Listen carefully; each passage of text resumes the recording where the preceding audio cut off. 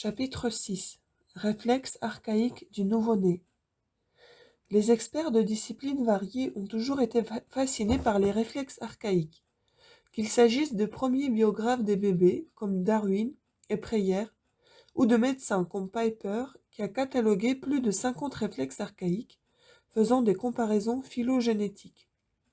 Les psychologues comme Piaget, qui était aussi un biographe de bébés, Illingworth et Gesell, Ilg et Ames, ont introduit aussi des évaluations de réflexes archaïques et en utilisant le travail de pédiatres renommés.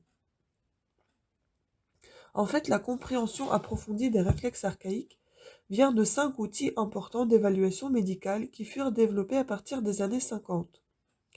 Ces outils d'évaluation intégraient de nombreux réflexes archaïques dans l'examen neurologique du nouveau-né. Par exemple, l'échelle d'évaluation néonatale de Brazelton, que les cliniciens et les chercheurs utilisent dans le monde entier, en évalue 18. Les réflexes archaïques du nouveau-né sont parfois appelés réflexes primitifs. Ces deux appellations sont des termes génériques représentant 3 sortes de mouvements innés: les réflexes inconditionnels, les réactions spontanées et les réponses innées à des stimuli exogènes ou endogènes. En conjonction avec l'état d'éveil du nouveau-né et son tonus, les réflexes archaïques sont utilisés pour cartographier l'âge gestationnel et pour évaluer le bien-être neurologique. Par exemple, le réflexe de Moro est probablement le plus connu des professionnels de santé et l'un des premiers à avoir été documenté. Les parents reconnaissent plutôt la marche automatique. Le praticien tient le bébé par le thorax, lui fait frotter la plante des pieds sur une surface dure, ce qui déclenche les mouvements de marche. Les réflexes archaïques sont des réponses simples d'un système neurologique intact. L'examen médical sert aussi de test de dépistage. Un réflexe dont la présence ou l'absence est inattendue, ou dont l'intensité et la durée sont hors normes, indique une possible neuropathologie. La réussite d'une TT repose sur un système nerveux intact, et 3 réflexes archaïques, fouissement, succion et déglutition, sont officiellement décrits comme stimulant la TT. Récemment, plusieurs chercheurs qui étudiaient les effets du pot à pot ont parlé d'autres réflexes archaïques ayant un rôle potentiel pour la tétée. Par exemple, Rigard et Franz ont ajouté des interprétations de la marche automatique et du rampé dans la vidéo Naissance et première tétée. Widstrom et ses confrères ont identifié les réflexes de main à la bouche, marche et ramper.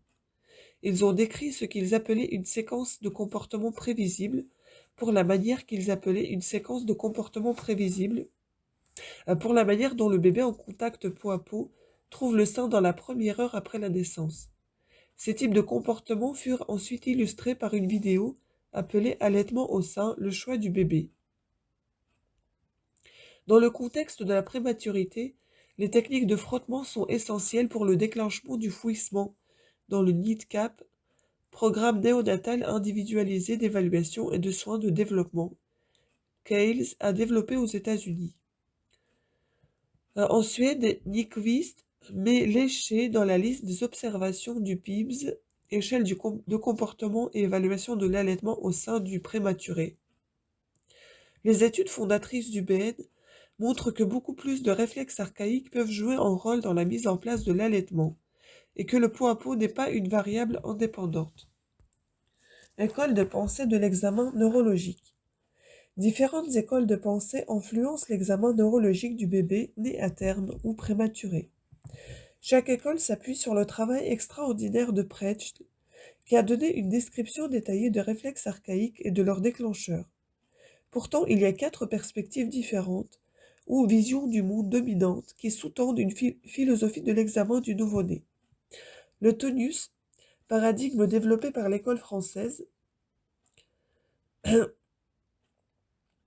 entre parenthèses, Amiel, Tison et Grenier, et les Dubovitch en Angleterre. L'approche par les réflexes développée par l'école néerlandaise, Precht.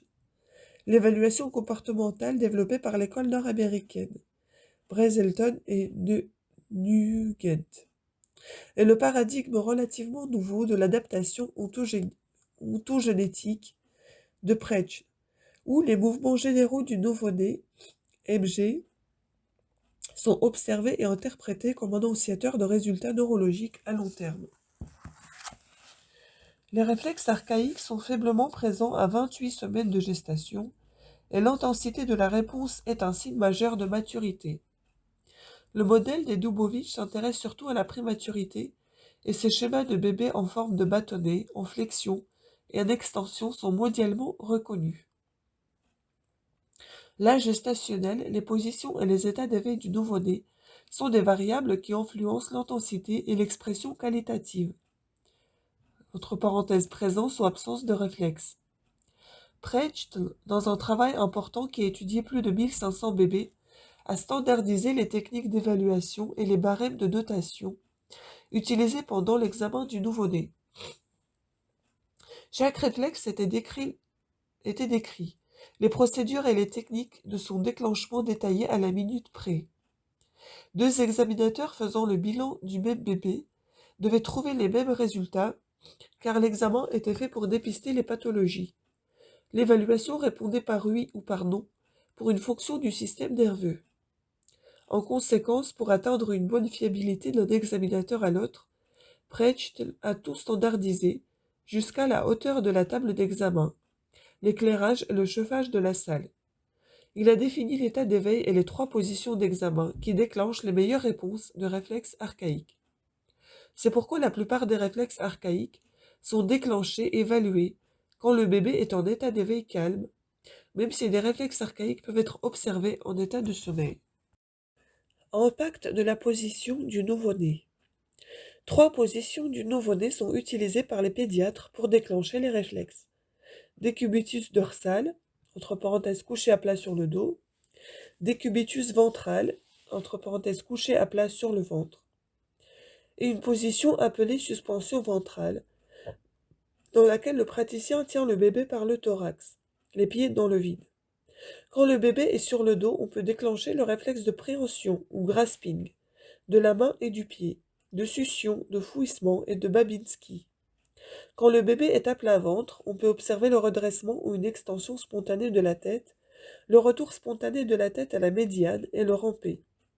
La suspension ventrale permet de déclencher la marche automatique et l'enjambement. L'enjambement est décrit comme un mouvement d'élévation et de remplacement du pied quand sa face supérieure est frottée contre une surface dure, en général la table d'examen. Mais quel rapport entre les réflexes archaïques et l'allaitement? On peut être perplexe à l'idée que des mouvements comme l'enjambement, la préhension des mains ou des pieds, ou bien l'extension des doigts de pied en éventail, Babinski, puissent avoir un quelconque lien avec l'allaitement. Pour répondre à ces questions, regardons le BN de plus près. L'objectif principal de mon doctorat était l'exploration des réflexes archaïques du nouveau-né en tant que mécanisme principal du BN. Parce que les bébés sains, normaux et nés à terme ont ces réflexes à la naissance, je pensais qu'une meilleure compréhension de ces mouvements innés pourrait enrichir nos connaissances dans le but de soutenir au mieux la mise en place de l'allaitement. Réflexe archaïque du nouveau-né, nombre et classification. Dans mon étude, 54 binômes mère-bébé furent filmés en vidéo et étudiés, dont 40 seins et 14 au biberon. Nous avons identifié, décrit, comparé et validé 20 réflexes archaïques dans le contexte d'une tétée avec un taux de fiabilité élevé. Ensuite, dans un premier temps, nous les avons organisés par type et par fonction. 4 types ont été prononcés: endogène, rythmique, moteur et antigravité. Et 3 fonctions suggérées: signaler, chercher et maintenir. Les réflexes semblaient aider le bébé à communiquer son besoin de téter, à trouver le sein et à rester en place pour le transfert du lait. Son premier classement est présenté dans la figure 6. Figure 6. Réflexe archaïque du nouveau-né observé dans le contexte d'une tétée. Type et fonction. Un réflexe archaïque est nommé selon les mouvements observés, une description antérieure ou l'identité de médecin qui l'a découvert. Endogène, signal, entre parenthèses signalé. Main à la bouche, bouche ouverte, langue ou pointe ou lèche, pédalage des bras, des jambes, flexion, extension des doigts. Rythmique, entre parenthèses maintenir. Masseté, réflexe mandibulaire, succion, déglutition. Moteur, entre parenthèses, chercher. Préhension palmaire, plantaire, marche, ramper, enjambement, Babinski, flexion, main-pied. Antigravité, entre parenthèses, chercher. Retour de la tête vers la médiane, extension spontanée de la tête, 3 réflexes de fouissement. Mouvements horizontaux de tête, hochements verticaux de tête, réflexes des points cardinaux. Rôle des réflexes archaïques, des résultats inattendus. Nous n'avions jamais imaginé que des réflexes archaïques pouvaient contrarier l'allaitement. Pourtant, nous avons vu à répétition des réflexes éloigner le bébé du sein. Saccades, tête secouée, jambes embrouillées, corps se rejetant, bras se débattant, luttant, griffant, jambes donnant des coups en pédalant. Comment imaginer une telle description? D'un autre côté, nous avons parfois observé les mêmes mouvements doux et coordonnés. En d'autres termes, les mêmes réflexes pouvaient aider le bébé ou au contraire faire obstacle à la prise du sein et à la réussite de l'allaitement. Les chercheurs ont toujours décrit les réflexes de fouissement et de succion comme stimulant de la tétée. Donc nous avons été surpris de trouver ce double rôle. En même temps, alors que nous analysions les données, la position d'allaitement de la mère est apparue comme l'incontestable et unique variable, déclenchant les réflexes soit comme stimulants, soit comme obstacles.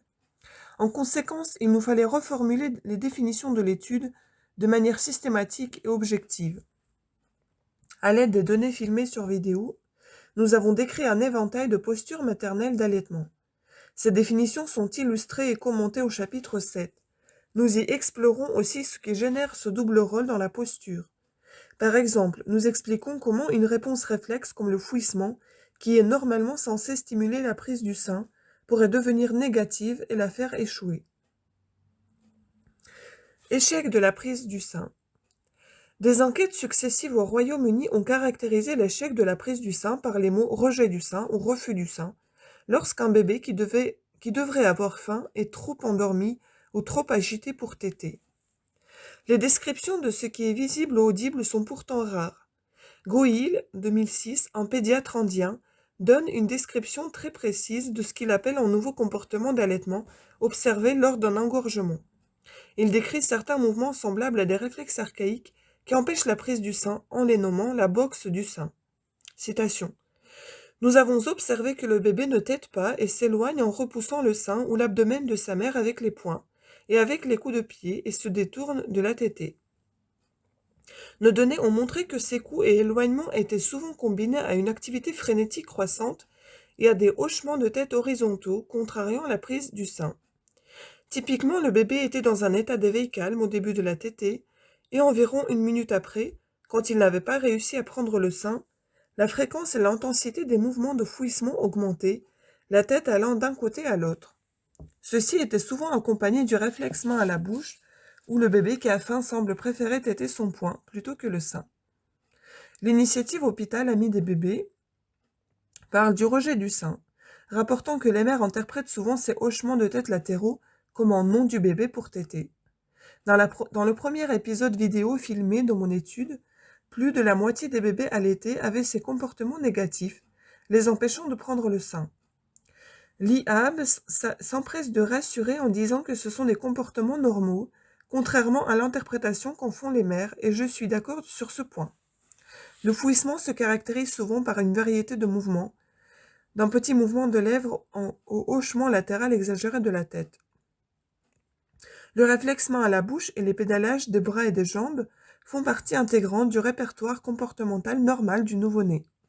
Pourtant, nous avons systématiquement observé que ces mouvements innés semblent s'intensifier et faire obstacle dans certaines positions, à cause de la force de gravité. Celle-ci semble écarter les bébés de leur mère et outrepasse ce qu'on attend d'une réponse réflexe normale dans le contexte de la tétée. Influence de la posture maternelle sur le rôle des réflexes.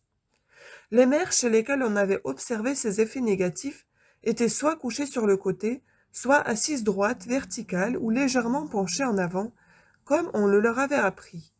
Les mères assises droites mettaient souvent leur bébé sur un coussin devant elles perpendiculaire, et bien que le bébé ait été souvent ventre à ventre, il y avait un espace ou un angle entre son corps et celui de sa mère.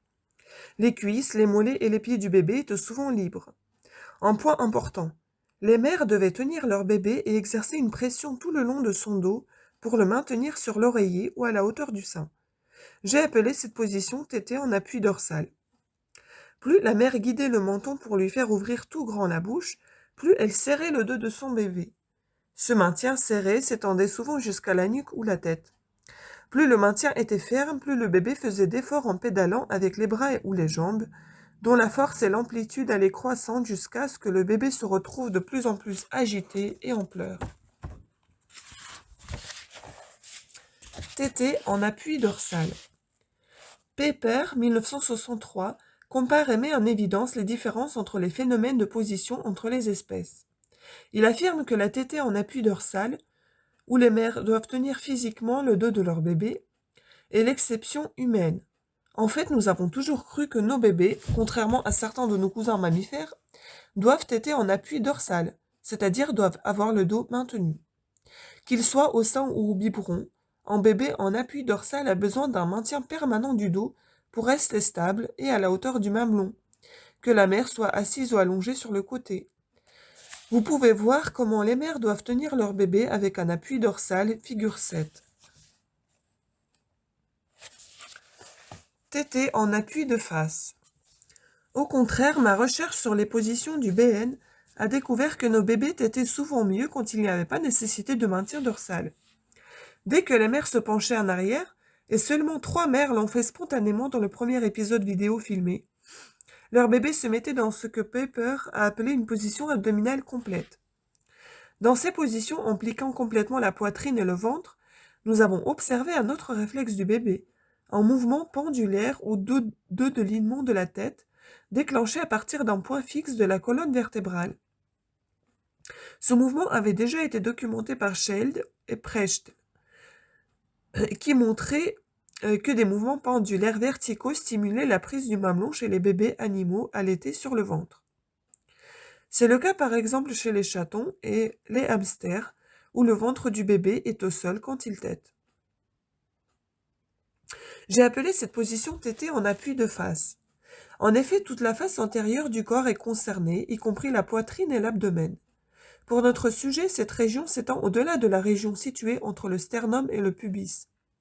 Dans les positions complètement de face, les cuisses, les mollets et les pieds du bébé étaient simultanément appliqués contre le corps de la mère ou contre un élément extérieur. Lit, canapé, chaise, drap, etc. Les bébés qui tétaient en position de face prenaient souvent le sein plus vite et plus facilement, et ils avaient aussi des points communs. D'abord, leur mère était inclinée en arrière, avec des angles différents, mais pas à plat. Ensuite, le bébé n'était jamais tenu verticalement ni perpendiculaire au corps de sa mère, mais il se positionnait de lui-même, allongé longitudinalement, de haut en bas, ou oblique. En d'autres termes, le bébé était toujours en contact ventral étroit, mais, et c'est important, il était redressé selon le degré d'inclinaison de sa mère. Le bébé qui était en position de face s'approche souvent du sein avec le réflexe pendulaire de la tête, qui implique toute la région du trijumeau. Les mères n'avaient pas besoin de tenir leur bébé, pas d'obligation ni de nécessité d'exercer une pression dans le dos, au cou ou à la tête, pour avoir une position stable et pour maintenir le bébé au niveau du sein. Au contraire, la gravité aidait le bébé à rester sur sa mère. La gravité semblait diminuer l'intensité du réflexe et améliorer sa coordination, aidant à la prise du sein et au transfert du lait, ainsi que le décrit ci-dessous Nikki Lee, une consultante en lactation américaine. Début de citation. Chère Suzanne, j'ai intégré le BN dans mes 18 heures de cours interdisciplinaires sur la gestion de l'allaitement au sein pour les États-Unis. Je montre des photos de votre article et je parle de l'allaitement au sein incliné en arrière. Je montre le clip vidéo sur les réflexes du nouveau-né qui peuvent soit faciliter, soit entraver l'allaitement. Presque tout le monde peut reconnaître le bébé dans tous ses états, pédalant des bras et des pieds, et est très impressionné par le changement dès que la mère se met en arrière. Je frémis à l'idée de tous ces bébés à qui j'ai tenu les jambes et les bras pour qu'une mère puisse le nourrir. Nous ne faisons qu'apprendre et grandir, Dieu merci. Autre chose, quand je travaillais en salle de naissance et ensuite de couche, je voyais des bébés jouant ainsi au sein. Ils fouissaient, ne prenaient pas le sein. Je pensais que c'était un effet de la péridurale. Merci pour votre travail magnifique. Fin de citation.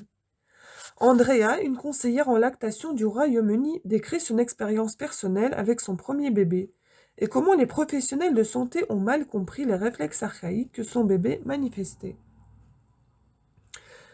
Début de citation. Chère Suzanne, c'était tellement agréable de vous rencontrer le week-end dernier. Je voulais juste vous raconter ma propre expérience. Quand ma propre fille est née, il y a presque 8 ans, je l'ai allaitée assise, comme me l'avait dit et appris. Mais après, je ne pouvais jamais la poser sans qu'elle ne se réveille ou hurle. Donc, nous sommes convenus, elle et moi, que je commencerai la tétée en étant assise verticale et que petit à petit, je glisserai en arrière jusqu'à une position BN qui serait agréable pour chacune de nous. Après la tétée, elle se tortillait pour se mettre dans une bonne position et s'endormait ou contemplait le monde. Un jour, la sage-femme est venue me voir juste après une tétée. Jana, ma fille, levait la tête pour voir ce qui se passait, et la sage-femme me dit tout de suite: Ne la laissez pas faire, elle va s'abîmer le cou. Quelques semaines plus tard, j'avais un examen de contrôle chez le généraliste, et Jana se mit à hurler en relevant la tête quand je me suis allongée sur la table d'examen. Donc j'ai dit au généraliste que j'allais la tenir pendant qu'il continuerait à m'examiner, à la consternation du médecin. Je mis Jana sur mon ventre en me calant du mieux que je pus, et elle levait la tête pour voir où elle était. Et là encore le médecin a dit: Elle va s'abîmer le cou si elle lève la tête comme cela. Ne l'encouragez pas à le faire. Vous allez la gâter si vous la tenez tout le temps.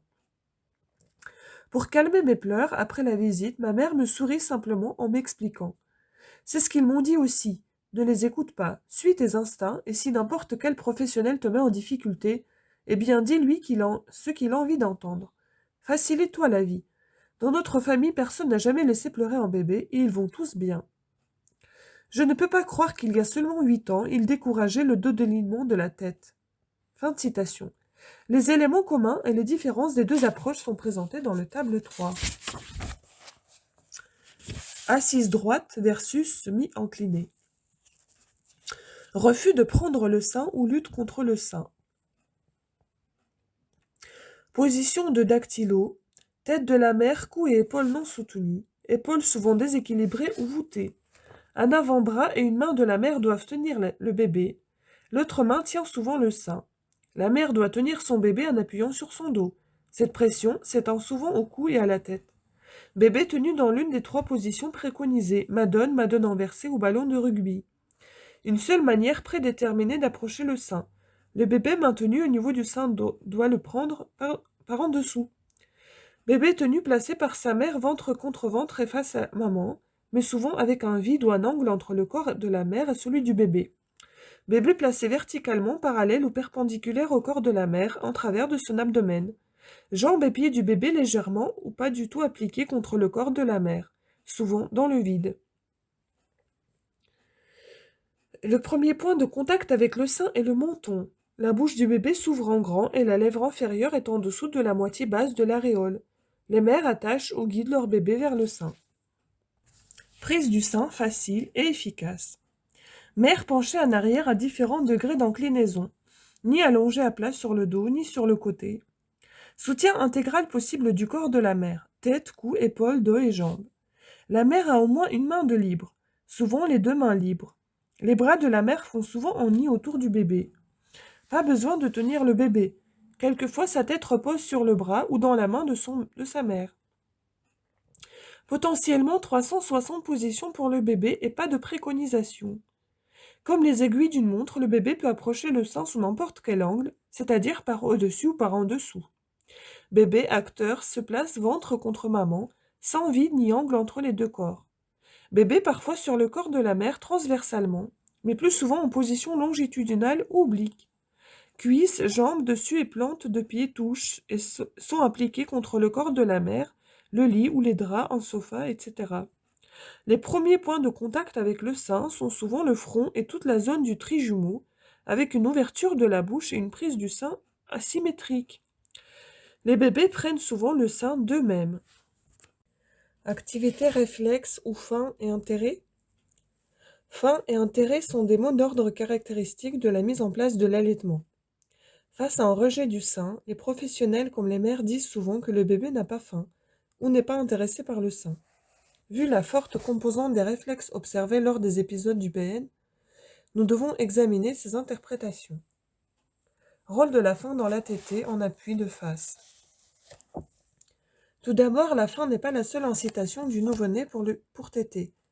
Rappelons que les bébés en bonne santé, nés à terme, sont bien nourris et que pendant les 24 premières heures, ils n'ingèrent que de petites quantités de lait. Il ne s'agit pas de dire que la faim ne régule pas les comportements d'allaitement, mais je suggère que les bébés se mettent au sein et têtent pour des raisons variées. On voit les bébés qui sont en position BN passer rapidement d'un état de somnolence en état de sommeil paradoxal.